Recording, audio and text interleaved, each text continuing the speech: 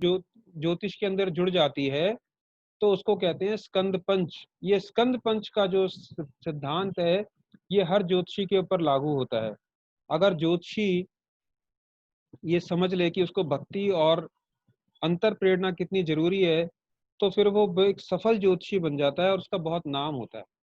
दुनिया में दो प्रोफेशन ऐसे हैं जिसकी सबसे ज्यादा इज्जत और मान सम्मान है, वो हैं डॉक्टर का पेशा और ज्योतिषी का पेशा। बाकी सब पेशों का मान सम्मान डर की वजह से है, लेकिन डॉक्टर को और ज्योतिषी को लोग दिल से सम्मानित करते हैं। जब आप किसी को बताते हैं किसी की बेटी की शादी अच्छी होगी और वो अच्छी होती है तो बड़ा दुआएं देता है। जब आप बताते हैं कि भाई खराब होगा और वो खराब होता है तो कहता है पंडित जी ने बचा लिया मेरे को, है ना, आपने समय रहते हमें बचा लिया, भाई ये इतना खराब समय आ रहा था आपने पहले ही बता दिया था कि ये होने वाला है। तो इस तरह से जब आपकी बातें सच निकलने लगती हैं और आपको लोग मान सम्मान देने लगते हैं तो ज्योतिषी को बड़ा मान सम्मान मिलता है। ये मान सम्मान किसी और प्रोफेशन में पॉसिबल नहीं है। चाहे आप दुकानदार हैं, चाहे आप पुलिस में हैं, चाहे आप आर्मी में हैं, समाज के साथ इतना गहरा कनेक्शन, इतना गहरा रिश्ता रिश्ता जो है एक डॉक्टर का होता है या फिर एक ज्योतिषी का होता है।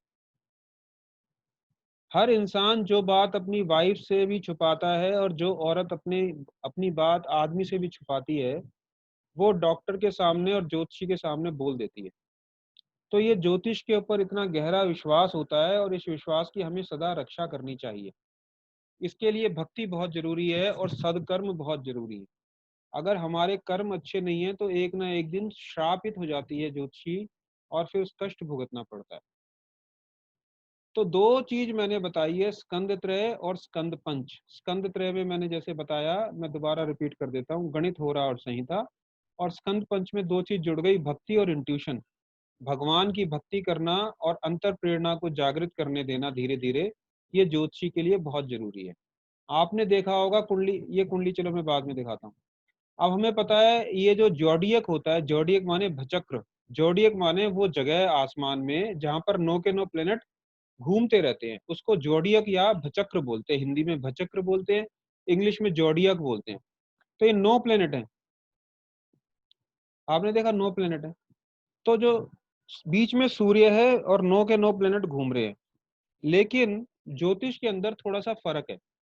ज्योतिष में क्या फर्क है, वैसे तो मून, चंद्रमा जो है एक प्लेनेट नहीं है, लेकिन हम ज्योतिष में चंद्रमा को भी एक प्लेनेट मानते हैं।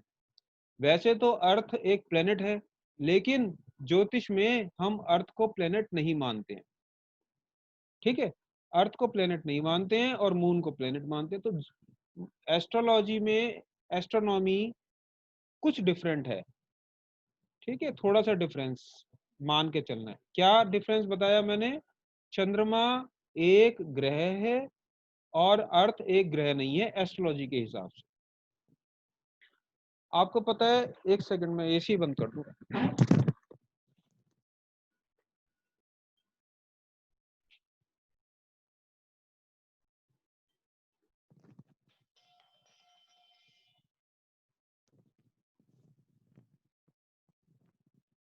आपको पता है, आपने कभी चार्ट देखा होगा, चार्ट देखा होगा आपने, इधर उधर किसी की कुंडली देखी होगी या कभी आपने दिखाई होगी, दिखाई है कुंडली कभी, पंडित जी को कुंडली दिखाई होगी। तो ऐसा चार्ट बना होता है ना। ये चार्ट हमें बनाना सीखना है। कैसे बनाते हैं, पहले एक स्क्वायर बनाना है, फिर ऐसे कट बनाने दो और इन दोनों को मिला देंगे ऐसे, तो एक कुंडली बन जाएगी। तो इस कुंडली में कितने खाने हैं, इस कुंडली में 12 खाने हैं। कैसे, 1 2 3 4 5 6 7 8 9 10 11 और 12। कितने खाने हैं, 12 खाने हैं। 12 खाने या 12 घर, या इंग्लिश में बोलें तो 12 हाउसेस। 12 घर, 12 खाने एक कुंडली में होते हैं। एक दिन में 12 घंटे, 24 घंटे होते हैं ना, 12 12 घंटे का। तो उसी तरह से ये एक खाना जो है, 1 2 3, ये जो 12 खाने हैं, कैसे गिनते हैं, एंटी क्लॉकवाइज, जैसे घड़ी चलती है उससे उल्टी दिशा में घुमाना है। ये पहला खाना, दूसरा खाना, तीसरा, चौथा, पांचवा, छठा, सातवां, 7th हाउस। अगर मैं कहूंगा सिक्स्थ हाउस, तो सिक्स्थ हाउस कौन सा हो गया? First, second, third, fourth, fifth और सिक्स्थ। महावीर जी समझ में आ रहा है? आ रहा है। आशीष आपको समझ में आ रहा है? Yes sir. ठीक है, कोई दिक्कत नहीं है इसमें। एंटी क्लॉकवाइज को अपने आपने घर को घुमाना है। पहला खाना ये, दूसरा खाना ये, तीसरा खाना, चौथा, पांचवा, छठा, सातवां, आठवां, नौवां, 10वां, 11वां, 12वां। ठीक है, जैसे घड़ी घूमती है उसके उल्टी दिशा में अपने सारे खाने घुमा देने हैं और गिन देना है, पहला खाना, दूसरा, ऐसे ही। ठीक है, अभी मैं दोबारा बता दूंगा, मैं आगे चलता हूँ जरा। ये तो हमने कर लिया। अब वो कहते हैं, महर्षि पराशर ने लिखा है, क्वालिफिकेशन ऑफ एस्ट्रोलॉजर। कौन अधिकारी है ज्योतिष सीखने के? क्या हर किसी को ज्योतिष सिखा देनी चाहिए? नहीं। पराशर ने कहा है, गणितेषु प्रवीणो या शब्द शास्त्र कृत श्रम उहापोह पटुर्होरा स्कंद श्रवण सम्मत है, मैत्रेय संशयाम तस्य वाक्यम न संशय। ऐसे आदमी की बात का सच नहीं, संशय नहीं करना है। कौन कौन सी बात? गणितेषु प्रवीणो, जो गणित में प्रवीण हो। गणितेषु प्रवीणो या शब्द शास्त्र कृत श्रम। शब्द शास्त्र का मतलब है जिसको बोल चालने की अच्छी, जिसके अंदर ज्ञान हो, अच्छे तरीके से बात करनी आती हो। उहापोह पटुर हो रहा, उहापोह माने विचार करना, दिमाग के अंदर किसी बात के बारे में विचार करते रहना। ये सब ज्योतिषी के अंदर एक अच्छी गुण होना चाहिए। एक अच्छा ज्योतिषी बनने के लिए अगर ये गुण आपके अंदर है तो आप एक अच्छे ज्योतिषी बन सकते हैं। ठीक है, स्कंद श्रवण सम्मत है। अपने जितने भी जो हमारे ग्रंथ हैं ज्योतिष के, उन ग्रंथों को अच्छे से अध्ययन करना चाहिए और उहापोह करने की आदत होनी चाहिए। उहापोह माने विचार करना, मन में दिमाग में सोचना, विचार करना कि भाई ये ग्रह क्या काम कर रहा है, ये ग्रह कैसे काम कर रहा है। ऐसे बार बार विचार करने से हम सही डायरेक्शन में पहुंचते हैं और सही प्रिडिक्शन हो जाती है। और जब सही प्रिडिक्शन हो जाती है तो फिर आदमी बड़ा खुश हो जाता है। ठीक है, अब आपको पता है एस्ट्रोलॉजी के लिए एस्ट्रोनॉमी की भी जरूरत पड़ती है। एस्ट्रोनॉमी का मतलब होता है जो आसमान में ग्रह घूम रहे हैं उसको एस्ट्रोनॉमी बोलते हैं। राजस्थान में जयपुर में जाएंगे तो वहां पे तारा मंडल है, कलकत्ता में भी एक तारा मंडल है, दिल्ली में एक तारा मंडल है। आपने नाम सुना तारा मंडल का? प्लेनेटेरियम बोलते हैं जिसको।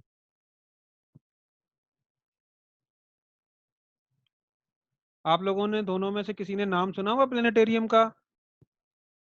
Yes sir. सुना है। महावीर जी, आपने प्लेनेटेरियम या तारा मंडल का नाम सुना है?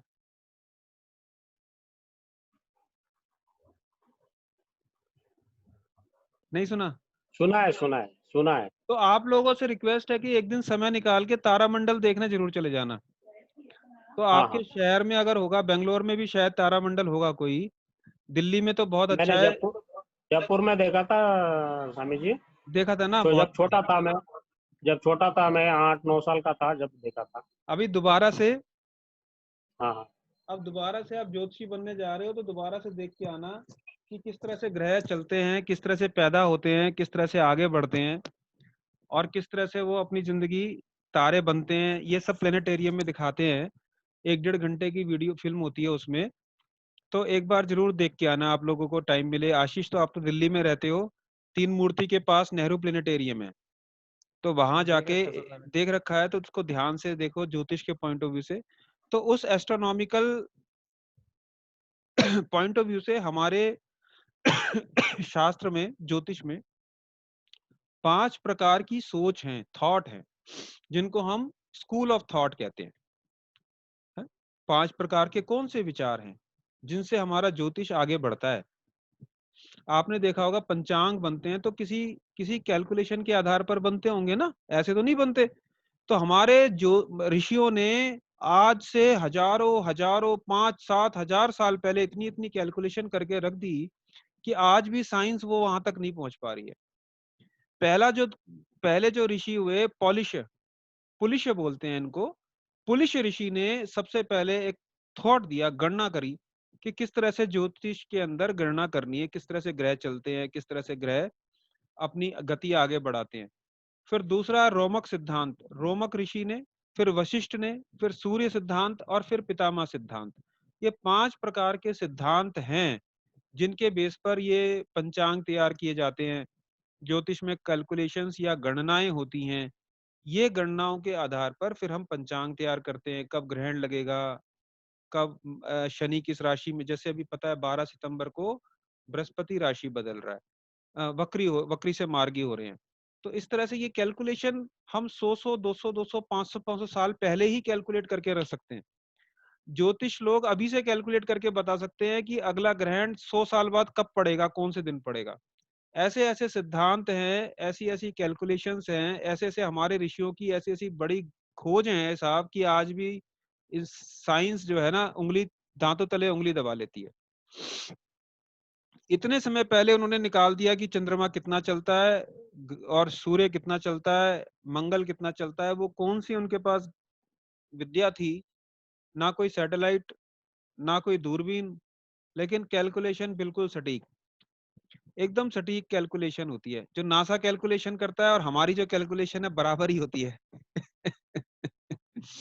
तो ज्योतिष में कैलकुलेशन बड़ी सटीक है, गलत नहीं होती। ठीक है, ये बड़ी आश्चर्यजनक बात है। अब आपको बताएं ज्योतिष कितने तरह की होती है। आपने सुना ज्योतिष है, ज्योतिष सीखना है, पर ज्योतिष में कितनी ब्रांचेस हैं। जैसे आप मेडिकल साइंस में जाते हैं तो पहले डॉक्टर बनता है, एमबीबीएस करता है। फिर एमबीबीएस करने के बाद कोई कान का डॉक्टर बनता है, कोई दांत का डॉक्टर बनता है। दांत का तो खैर अलग बनता है, कान का बनता है, आंख का बनता है, गले का डॉक्टर बनता है। ईएनटी तो एक ही होता है, कान नाक गला। कोई पेट का डॉक्टर बनता है, कोई स्किन स्पेशलिस्ट बनता है, कोई दिमाग का बन जाता है ना। और जिसको कुछ नहीं मिलता वो पागलों का डॉक्टर बन जाता है। उसी तरह से ज्योतिष भी कई तरह की ब्रांचेस हैं। पहली ब्रांच है मेडिकल एस्ट्रोलॉजी। ज्योतिष पढ़ने के बाद कुछ लोगों को लगता है कि भाई मेडिकल एस्ट्रोलॉजी में ज्यादा दिमाग लगाया जाए। मैं बीमारी का ज्यादा सटीक निदान और इलाज कर सकूंगा। तो वो मेडिकल सारे ज्योतिषियों को सब कुछ पढ़ाया जाता है, लेकिन फिर भी किसी किसी का इंटरेस्ट किसी चीज में ज्यादा होता है, तो मेडिकल एस्ट्रोलॉजी पढ़ते हैं। कुछ लोग एस्ट्रोमेटेरियोलॉजी पढ़ते हैं, यानी मौसम के बारे में सटीक गणना करते हैं। कुछ लोग, कुछ बड़े बड़े ज्योतिषी ऐसे हैं इंडिया में भी, वो सही से बता देते हैं कब सर्दी गर्मी कैसी रहेगी। फिर उसके बाद है मुंडेन एस्ट्रोलॉजी। मुंडेन एस्ट्रोलॉजी का मतलब होता है कि कब किस राजा की मृत्यु हो सकती है, कोई किस पार्टी की सरकार बनेगी, किस पार्टी की सरकार हारेगी, कौन प्राइम मिनिस्टर बने, इस तरह की चीजें मुंडेन एस्ट्रोलॉजी में होती है। फिर नेटल एस्ट्रोलॉजी। नेटल एस्ट्रोलॉजी तो हमको पता ही है, जो हम करते हैं होरा, जिसको मैंने कहा था, जातक, इसको बोलते हैं जातक ज्योतिष। जातक का मतलब है जानने वाला। जब आदमी कोई अपनी समस्या लेके आता है, भाई मेरी शादी कब होगी, मेरी बेटी की शादी कब होगी, मेरे बेटे की शादी कब होगी, फलाना ढिमकाना, जो इस तरह के सवाल आदमी से रिलेटेड है, उसको नेटल एस्ट्रोलॉजी बोलते हैं। नंबर 5 है होरारी एस्ट्रोलॉजी। होरारी का मतलब है प्रश्न ज्योतिष। अब प्रश्न ज्योतिष कई अलग अलग तरह के सवाल भी आते हैं आदमी के। जैसे कि कई बार आदमी पूछता है, एक सेकंड, हाँ जी मैडम मैं बताता हूँ, अभी अभी अभी देखता हूँ आपकी कुंडली में, मेरे को थोड़ा सा टाइम दे दो, मेरे ना एक वो क्लास चल रही है छोटी सी। मैं करूंगा, आप बेफिक्र रहो, अपना काम कर लो। आधे घंटे में मैं आपको कॉल कर रहा हूँ, करता हूँ। तो एक होती है होरारी एस्ट्रोलॉजी। होरारी का मतलब है, अब आदमी आ गया हमारे पास ये लेके कि मैं अपने बच्चे को मॉडर्न स्कूल में कराऊं या डीपीएस में कराऊं। अब इसमें कुंडली में क्या बताएंगे, वो तो होरारी लगानी पड़ेगी। या फिर ये ऐसे आ गया कि भाई मान लीजिए शिमला जाना चाहता है कोई आदमी घूमने, और जयपुर जाना चाहता है, वाइफ वाइफ जयपुर जाना चाहती है, आदमी जाता है शिमला घूमने। अब वो लड़ाई हो गई, तो ज्योतिषी से पूछा भाई शिमला ज्यादा ज्यादा सुखी रहेगा या जयपुर घूमना ज्यादा अच्छा रहेगा। अब इसमें नेटल से नहीं पता लगता, ये प्रश्न कुंडली लगानी पड़ती है। फिर ज्योतिष कहता है जी आप अपना प्रश्न पूछो। वो कहेगा जी पहले शिमला जाना चाहते हैं, कैसा रहेगा? उन्होंने बोला जी बहुत अच्छा रहेगा। पर जयपुर जाना चाहते हैं, बोले सुख में नहीं है यात्रा। तो वो जयपुर वो शिमला चले जाते हैं। ऐसे ये ज्योतिष से प्रश्न लगवा सकते हैं। ये सब होरारी एस्ट्रोलॉजी में होता है। एक और सवाल हो गया, जैसे कोई मान लीजिए ऐसा भी सवाल कई लोग पूछ लेते हैं कि भाई मैं गुड़गांव में जगह लूं या नोएडा में जगह लूं, या बेंगलोर मेरे लिए ज्यादा अच्छा है या दिल्ली ज्यादा अच्छा है। ऐसे सवाल कुछ भी लगा सकते हैं, है ना। ये भी सवाल पूछ सकते हैं कि भाई मेरा घर के सामने जो पुल टूटा हुआ है वो कब रिपेयर होगा, ठीक है ना। तो इसमें ज्योतिष क्या करेगा, उसमें प्रश्न कुंडली लगानी पड़ती है। प्रश्न कुंडली कहते हैं इसको, होरारी एस्ट्रोलॉजी से इस चीज का जवाब दिया जाता है। या ये भी सवाल होता है कि भाई हमारे घर के पास जो कूड़ेदान है वो कब तक रहेगा, कब हटेगा। ये भी होरारी एस्ट्रोलॉजी से होता है। ऐसे कई कई छोटे छोटे सवाल जो होते हैं वो हम होरारी एस्ट्रोलॉजी से लगाते हैं। नंबर 6 पे है इलेक्शनल एस्ट्रोलॉजी। इलेक्शनल एस्ट्रोलॉजी का मतलब मुहूर्त। आपको पता है मुहूर्त कितना इंपॉर्टेंट है। 5 तारीख को जो मोदी जी ने मुहूर्त किया, किस चीज का मुहूर्त किया 5 तारीख को? 5 तारीख को किस चीज का मुहूर्त हुआ था?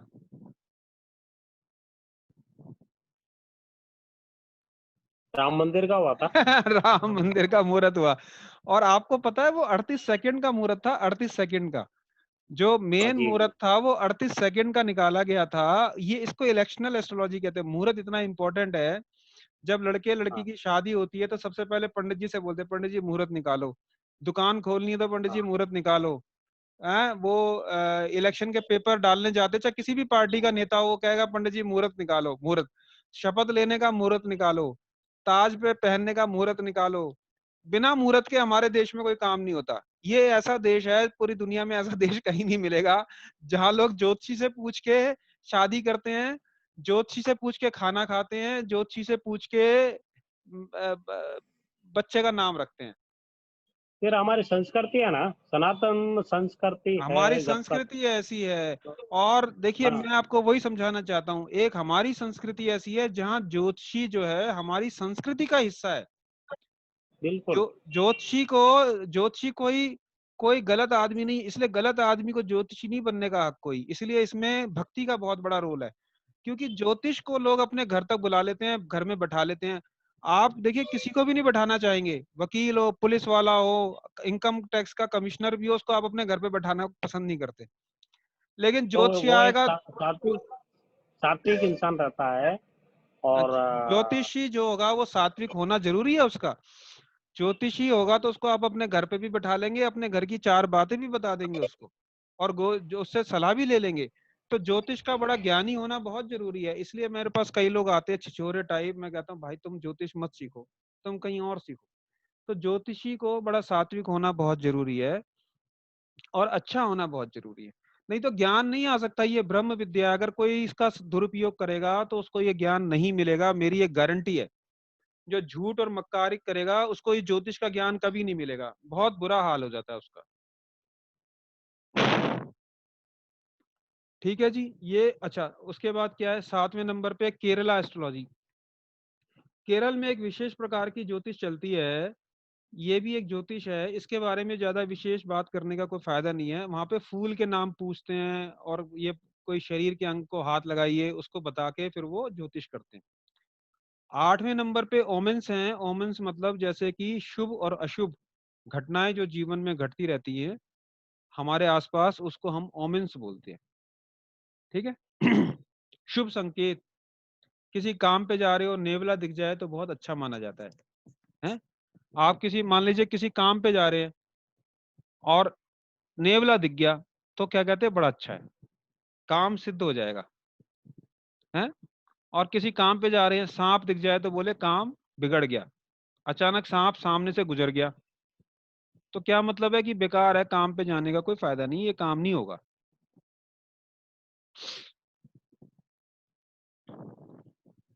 इसी तरह से जब भगवान राम की शादी का मुहूर्त हो रहा था, तो सीता को, जब सीता चली है पूजा करने के लिए, तो बड़ा शुभ संकेत दिखाई दिया। कुछ कोई औरत जो है मछली लेके सर पे रख के जा रही थी, तो ऐसा वर्णन है, तो वो शुभ संकेत माना गया। इसी तरह से शुभ संकेतों का वर्णन आपके पूरे ग्रंथों में, रामायण में, महाभारत में मिलता है। रावण को कहते हैं बुरे सपने आ रहे थे, जब उसका वध होने वाला था उससे पहले उसको दिखा था कि वो एक सर मुंडा के उसको गधे के ऊपर बैठा के चलाया जा रहा है। तो कहने का मतलब ये है कि हर आदमी को कुछ अच्छे और बुरे संकेत मिलने लगते हैं जब कोई घटना घटती है। इसी तरह से ज्योतिषी को भी ये संकेत मिलते हैं जब कोई कुंडली दिखाने आता है, तो भगवान ज्योतिषी को कोई संकेत दिखाते हैं। इस पर बहुत गहराई से विचार करना चाहिए। मैंने एक एग्जाम्पल भी दिया था, कभी कभी कोई कुंडली दिखाने आया, किसी ने बोला भाई मेरी बेटी की शादी है, होगी नहीं होगी, कैसे है, कब तक होगी। आपने देखा एक चिड़ा चिड़ी का जोड़ा अचानक आपकी खिड़की पे आके बैठ गया, या तोते तोती का जोड़ा, या मैना तोती का ऐसे जोड़ा आके बैठ गया, तो ये बड़ा शुभ संकेत हो गया। आपने कहा भाई जाओ शादी की तैयारी करो, शादी होने वाली है। तो ये ऐसे शुभ संकेत ज्योतिषी के पास अक्सर आंख नाक कान अपने खुले रखने चाहिए। इन संकेतों के माध्यम से भी हम कभी कभी बहुत बड़ी बड़ी प्रेडिक्शन कर देते हैं। कई बार ज्योतिष खोलने की जरूरत नहीं होती, आप जैसे ही आंख बंद करते हैं, परमात्मा का नाम लेते हैं, तो आप देखते हैं कि आपके सामने कुछ ऐसी चीज आ जाती है कि आप सामने वाले को कहते हैं भाई तुम्हारे साथ ऐसा होने वाला है, अच्छा या बुरा। तो ये एक सवाल और आता है, भाई मेरी नौकरी का है, अचानक लाइट चली गई, तो बोले अभी नौकरी नहीं मिलेगी, रुकावट है। और किसी ने सवाल पूछा, आया, बोला भाई मेरे नौकरी होएगी नहीं होगी, कब होगी, 2-4 साल हो गए हैं, अचानक लाइट आ गई, तो बोले तुम्हारी नौकरी होने वाली। ऐसे शुभ संकेत जो है ये इंसान को दिखते रहते हैं, इसका ध्यान रखना पड़ता है।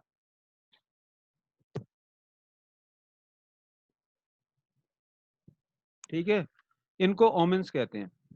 मेरे को ये 5 मिनट के लिए ये काटना पड़ेगा, 5 मिनट बाद दोबारा आप लोग ज्वाइन कर लीजिएगा, हम और थोड़ी देर पढ़ेंगे।